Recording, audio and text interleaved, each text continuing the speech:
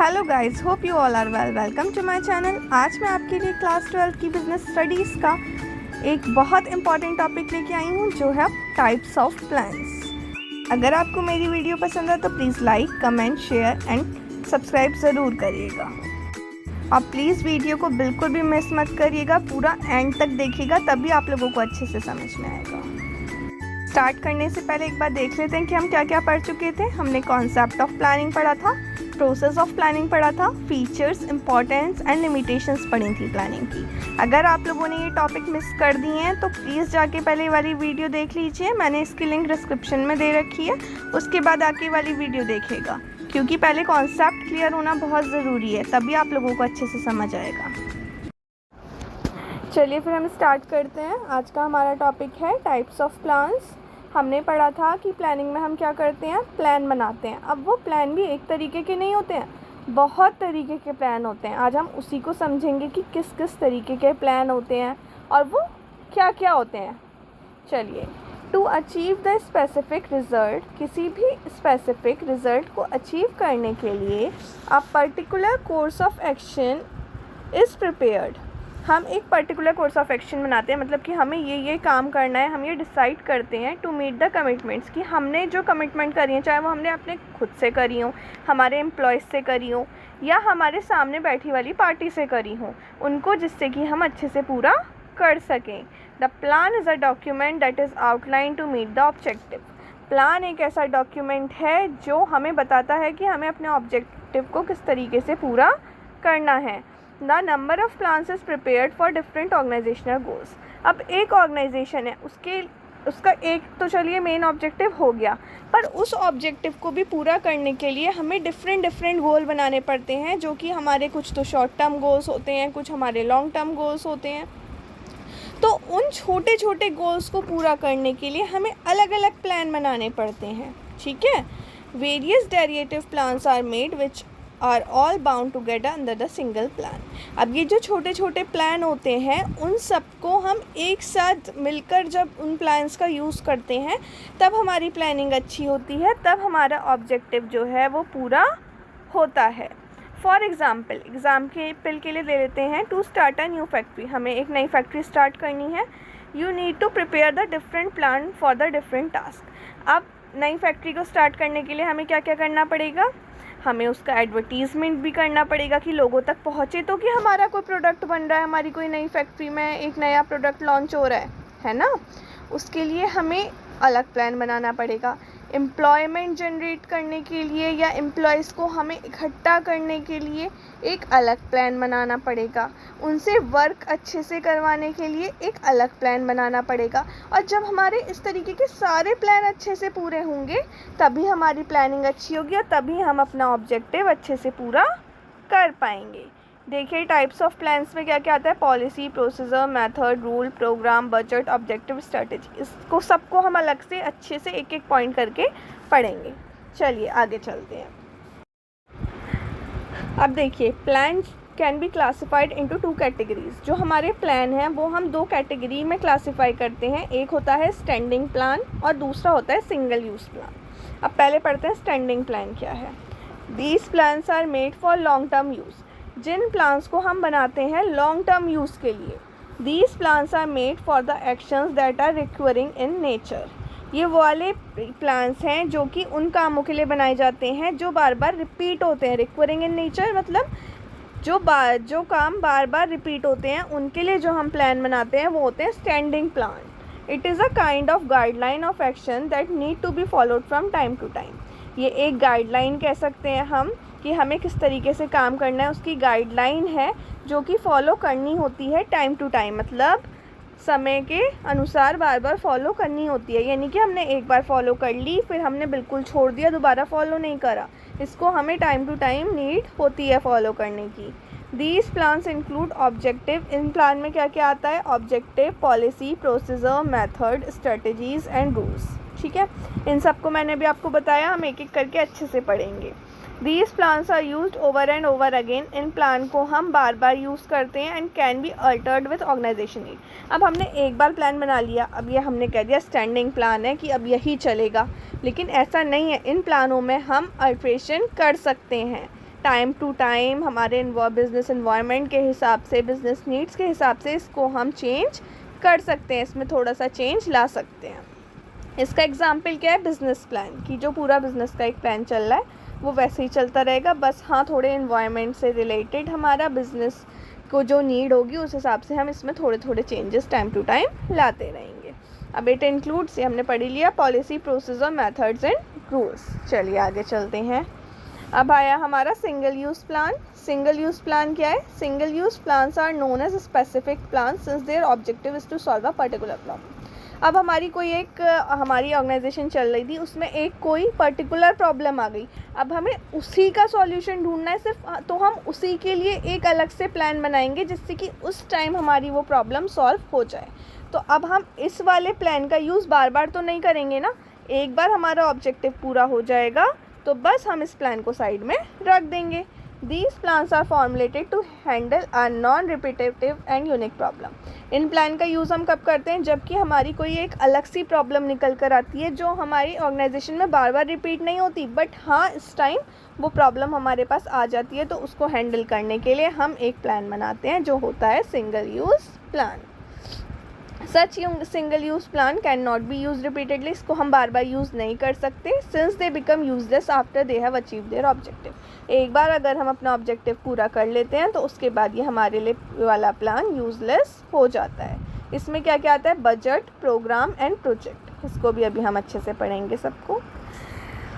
अब single use plan में क्या क्या है? वन टाइम यूज़, इसको हम एक ही टाइम यूज़ करते हैं। सिचुएशन स्पेसिफिक, जैसे सिचुएशन है उसके हिसाब से प्लान बनाते हैं। डिस्कार्डेड आफ्टर यूज़, एक बार यूज़ करने के बाद फिर हम इसको हटा देते हैं। Duration depend on project, duration कैसे डिपेंड करती है? माना हमने एक प्रोजेक्ट के लिए मेनली कोई प्लान बनाया तो जब तक वो प्रोजेक्ट हमारा चलेगा तब तक इसकी ड्यूरेशन रहेगी। New plan is created every time, हर बार हमें नया प्लान बनाना पड़ता है। चलिए आगे चलते हैं।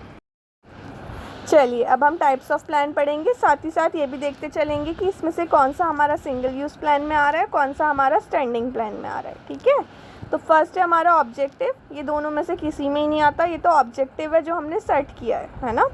The base of planning is objective, कोई भी बेस प्लानिंग का जो है वो ऑब्जेक्टिव कहलाता है, जो रिप्रेजेंट करता है एंड, मतलब लास्ट हमारी क्या वो है, हमें किस जगह पहुंचना है। जैसे हम एक रास्ते पे चल रहे हैं तो हमारी लास्ट डेस्टिनेशन है क्या, ये उसको रिप्रेजेंट करता है जिसकी तरफ हम सारी एक्टिविटीज़ को करेंगे।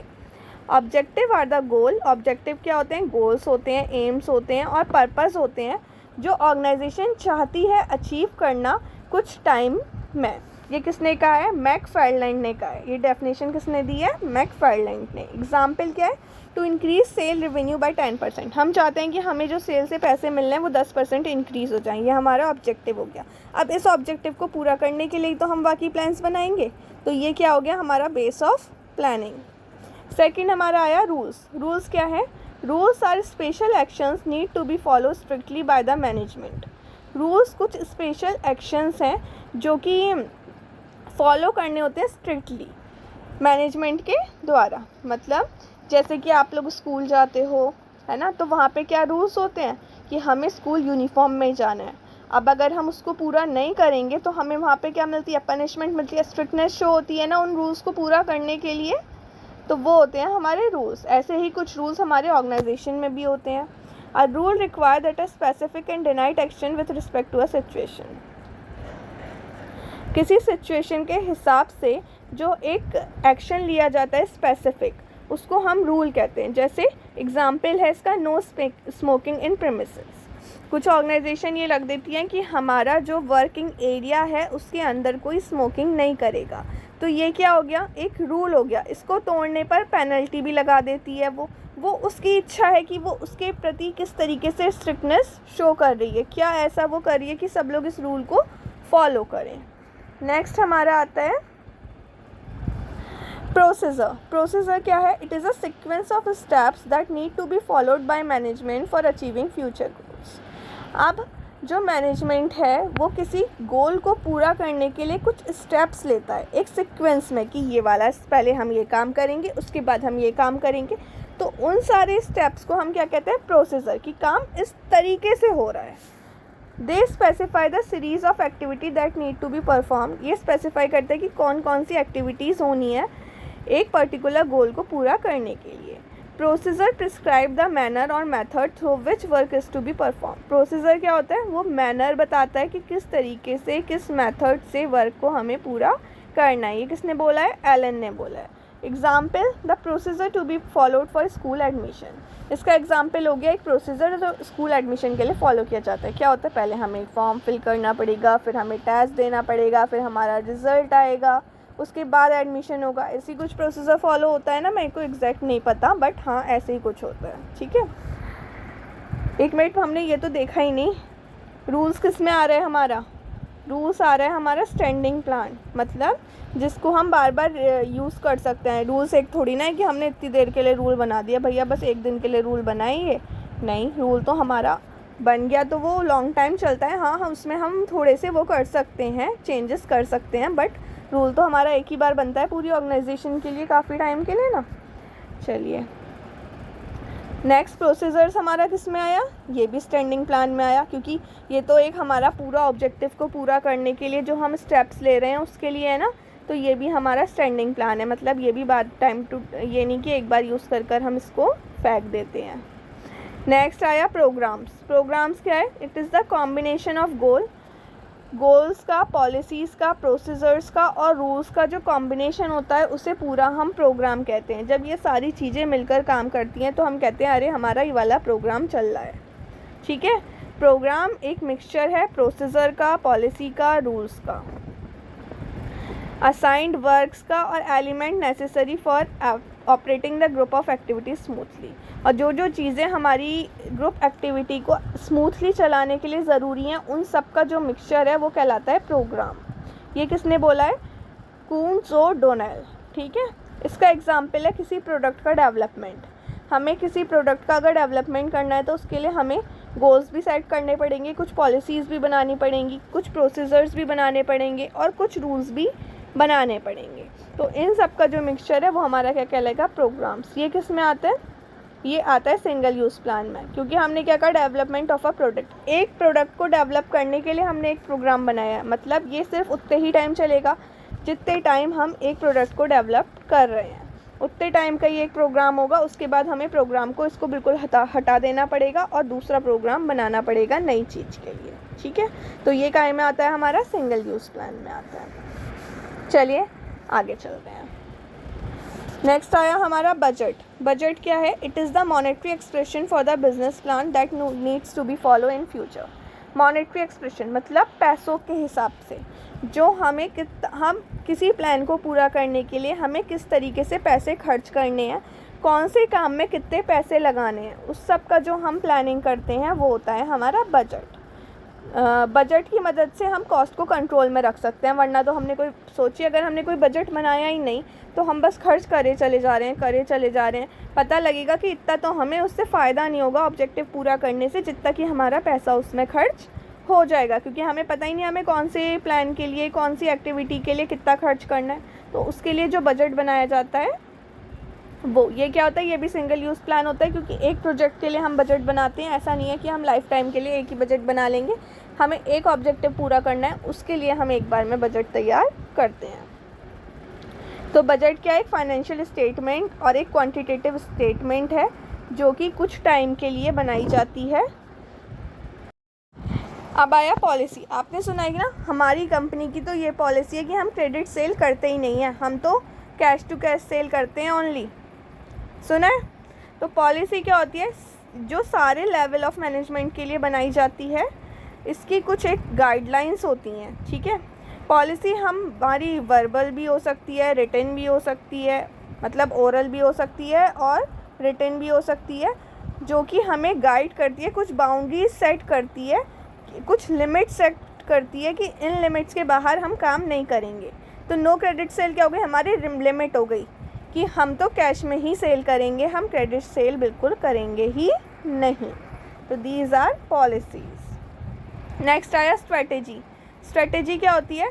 It is an imperative and comprehensive plan design to achieve the organisational objective. ये एक बहुत ज़रूरी प्लान हो गया जो कि बनाया जाता है ऑर्गेनाइजेशन की ऑब्जेक्टिव को पूरा करने के लिए। The determination of basic long term goal, जब हम जो हमारा लॉन्ग टर्म गोल है उसको हम डिटरमाइन करते हैं कि क्या वो गोल है, क्या ऑब्जेक्टिव्स हैं हमारे इंटरप्राइज़ के, उसके लिए हम कुछ काम करते हैं, एक कोर्स ऑफ एक्शन अडॉप्ट करते हैं, उसके हिसाब से रिसोर्सेज अलोकेट करते हैं जो उन गोल्स को पूरा करने के लिए ज़रूरी हैं। तो वो क्या होती है पूरी हमारी स्ट्रेटजी। ये किसने बोला है? चैंडलर ने। इसका एग्जाम्पल हो गया टेक्निक्स फॉर सेल प्रमोशन। हम एक स्ट्रेटजी बनाएंगे कि किस तरीके से हमारी सेल प्रमोट हो, तो उसके लिए जो हम टेक्निक्स लेंगे वो हो गई हमारी स्ट्रेटजी कि हम इस स्ट्रेटजी पे वर्क कर रहे हैं। आप लोगों को अच्छे से समझ में आया होगा। अब नेक्स्ट पार्ट में मैं इस चैप्टर की केस स्टडीज़ आपके लिए लेकर आऊँगी। प्लीज़ मेरे चैनल को जल्दी से सब्सक्राइब कर दीजिए, जिससे कि जैसे ही मैं आपके लिए केस स्टडीज़ की वीडियो डालूँ जल्दी से आपके पास नोटिफिकेशन आ जाए। Thanks for watching.